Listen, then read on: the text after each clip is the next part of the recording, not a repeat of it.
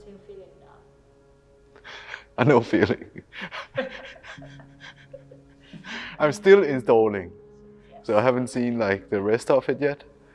But like I think after installing, it takes time. It takes time to reflect about what these constellation means. Even though a lot of works I've seen many times, but there's always refiguration. It's like almost editing a film. You can change like the storyboard by it. And so it's a privilege for me to do these exhibitions where a lot of bodies of work, different bodies of works are put together. And yeah, it keeps surprising me that they just have multiple ways of speaking depending on which constellation they are put together in. No, of course, this has been an exceptional situation, and I always had a very good capacity of or skill of getting the best out of any given situation. And like I actually seen it as a privilege during these circumstances, because it like many times when you install such a big show, you have like 1 week, 2 weeks if you're lucky. And I don't think actually that's the right amount of time to do a good exhibition. That has also to do with my way of installing, because I never work with sketches or models. It's really like when I see works on site, a lot of things changes. And to have like this 1 month to install, have giving this extra time to look at things in a different way, and that for me has been fantastic in terms of installation. There's 2 things that I keep in my mind. I use when I install, and one is like keep it simple. Things just have like to make sense, and the other is that I learned that from Felix Gonzalez Torres. If in doubt, leave it out. Like I tend not to think of stories, because I think of it as images or a dish that you eat. It's like, you have salt and pepper and lime and garlic, You can use them in multiple ways depending on what ingredients and how that's put together. And that creates this moment. I think that's what makes, I think for me, film has always been important to watch. It was too complicated for me. I always thought that I wouldn't be able to run like a team in order to produce a film, And the quality of film has like story, they have time, and that can create the story, I always said that, and that's back to a practical mind, that if I'm doing art, what is this white walls, the white cube? What is the quality of that?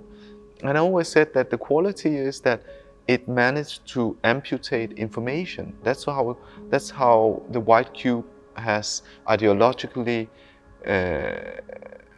been created for. And since the very beginning of my career, I always thought, okay, let's make the best out of that quality to amputate information. And that's actually what I do. I take like these elements, like a passport, my first passport photo with a McNamara, parts of a McNamara chair, together with wood of with the grandson of McNamara, and squeeze them together. And that's the image, But it's an image that's totally amputated. And that's what I have done in these different rooms, to amputate information, because then putting them together, what happens with it? And that's like, when you first take a bite of a dish, or when you look at something,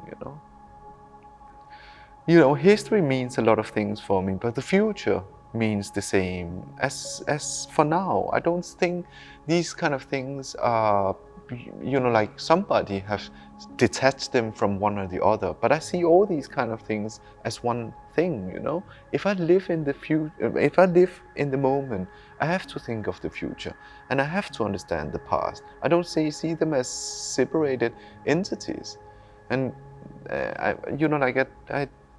they are totally independent of each other.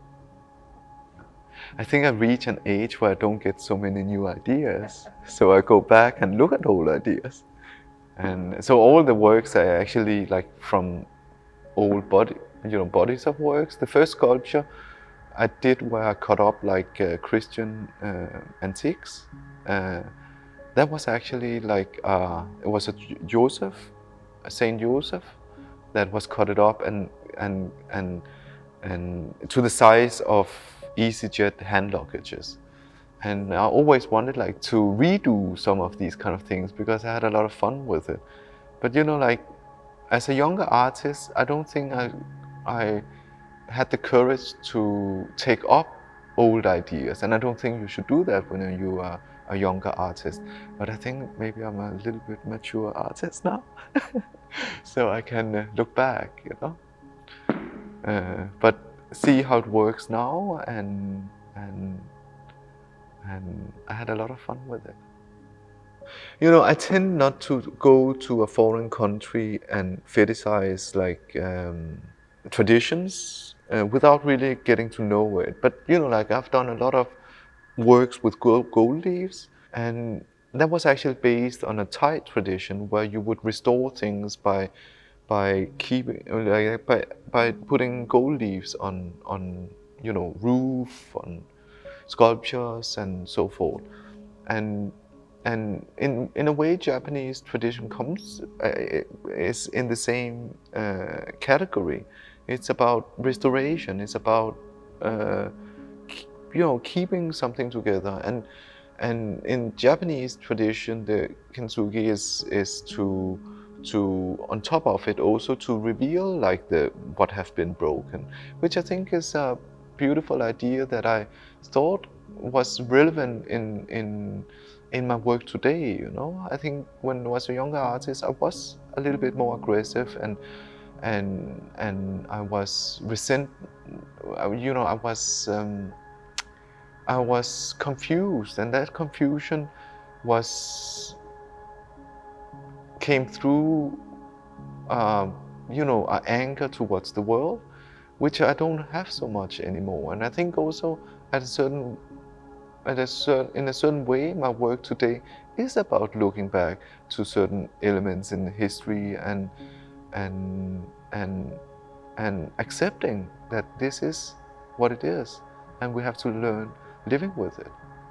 And I think the kintsugi fits very much into that.